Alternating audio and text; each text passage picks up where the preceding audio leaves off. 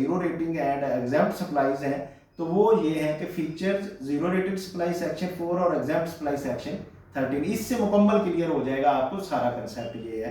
तो मतलब अगर पहली बात हम करते हैं सेल टैक्स चार्जेबल की, तो zero, no sale tax applied but still considered a tax supply, कि इस पे टैक्स तो नहीं लगा लेकिन इसको हम कह दिया कि ये टैक्सेबल सप्लाई है पर at the rate of zero rated.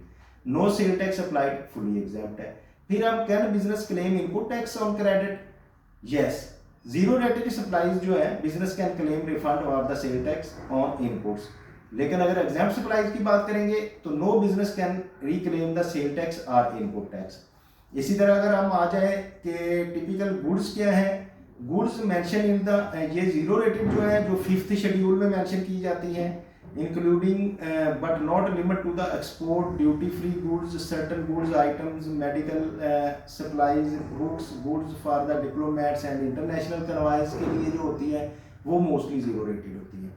और अगर हम किए जाए एग्जाम्प्ट सप्लाई की बात, तो goods mention in the 6th schedule जो होती है वो जो गुड्स हैं उनको हम एग्जाम्प्ट कहते हैं।